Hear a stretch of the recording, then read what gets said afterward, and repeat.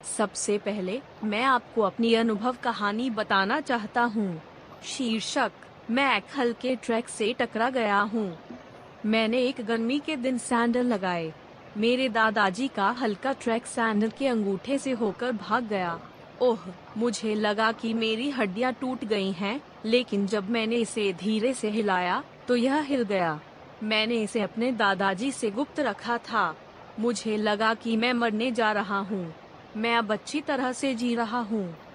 सज्जनों, देवियों, नमस्कार। यह ताकाजुन है। आइए आज अपने भविष्य के लिए ज्ञान का निर्माण करें। मैं अध्ययन विधियों के बीच एक कुशल विधि पेश करूंगा जो याद रखना आसान है। सबसे पहले आइए हमारी यादों के बारे में सोचें।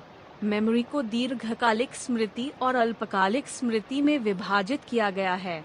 उदाहरण के लिए, आप इसे भूलने से तुरंत पहले इसकी समीक्षा कर सकते हैं। यह ज्ञात है कि इस तरह से सीखने की दक्षता बहुत कम है। इस तरह की सीखने की विधि को गहन शिक्षा कहा जाता है। यह एक ही समय पर बार बार दोहराकर सीखने की एक विधि है। इस पुनरावृत्ति का वास्तव में मस्तिष्क के लिए कोई अर्थ नहीं है। थोड़ी देर बाद इसकी समीक्षा करना अच्छा है, लेकिन इसे बार बार दोहराना अप्रभावी है। मनुष्य चीजों को दीर्घकालिक स्मृति में रखने के लिए काम कर रहे हैं। ऐसा कहा जाता है कि दीर्घकालिक स्मृति की भंडारण क्षमता अनंत है। यहाँ तक कि अगर मनुष्य बहुत सी चीजों को याद कर सकता है, तो वे असीम रूप से याद कर सकते हैं। लंबी अवधि की स्मृति की मात्रा ज्ञान की मात्रा में परिलक्षित होती है। दूसरे शब्दों में, हर बार जब आप नया ज्ञान सीखते हैं, तो भंडारण क्षमता बढ़ जाती है। जितना अधिक ज्ञान आप डालेंगे, उतनी ही अधिक भंडारण क्षमता बढ़ेगी।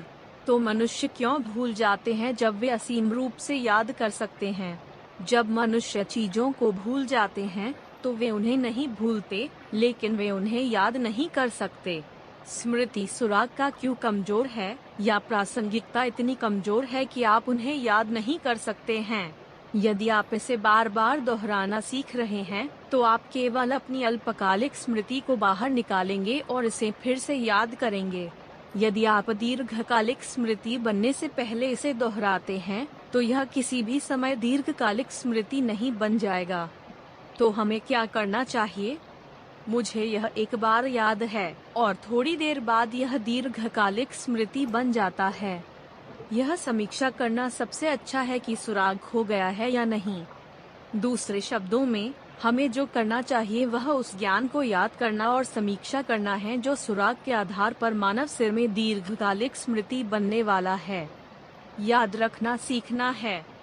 पढ़ाई याद रखने का काम है। याद करने का कार्य कठिन और कठिन है ना? जब मनुष्य संघर्ष करते हैं, तो मस्तिष्क की नई कोशिकाएं पैदा होती हैं, मस्तिष्क कोशिका संबंध पैदा होते हैं, और दीर्घकालिक स्मृति का जन्म होता है। दूसरे शब्दों में, कठिन सीखने के तरीके अधिक प्रभावी होते हैं। एक मानसिक मॉडल का जन्म याद रखने के लिए संघर्ष करके होता है। उदाहरण के लिए, जब आप साइकिल चलाते हैं, तो आप बिना सोचे सवारी कर सकते हैं कि इसे एक एक करके कैसे किया जाए। यादें जिन्हें इन यादों के समुच्चय में बनाया जा सकता है और स्वचालित रूप से आंका जा सकता है और उन पर कार्रवाई की जा सकती है, जिन्हें मानसिक मॉडल कहा जाता है। यह समीक्षा करना आसान है कि आपने अभी क्या सीखा है ना? यह अल्पावधि में प्रभावी प्रतीत होता है ना? अगर ऐसा है, तो मैं संघर्ष नहीं कर रहा हूँ, इसलिए यह एक मानसिक मॉडल नहीं है। यह मानसिक रूप से सीखने के द्वारा तैयार किया जाता है जब आप इसे भूलने वाले होते हैं। उन यादों को याद करके जिन्हें भुला दिया जाना था, पुनर्निवेश होता है, और यह अन्य अनुभवों और ज्ञान से जुड़ा होता है जो अब तक अनुभव किए गए हैं।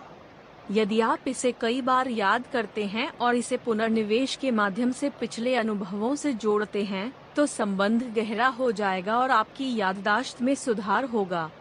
मनोवैज्ञानिक इन कठिनाइयों को वांछनीय कठिनाइयों कहते हैं। कठिन समय होना कठिन अध्ययन पद्धति या कठिन किताब पढ़ने के बारे में नहीं है।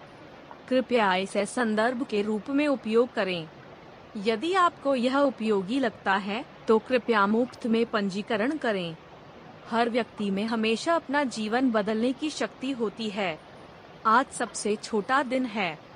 आइए ज्ञान के साथ कार्य करें और अपने भविष्य के लिए आगे बढ़ें। जल्द मिलते हैं।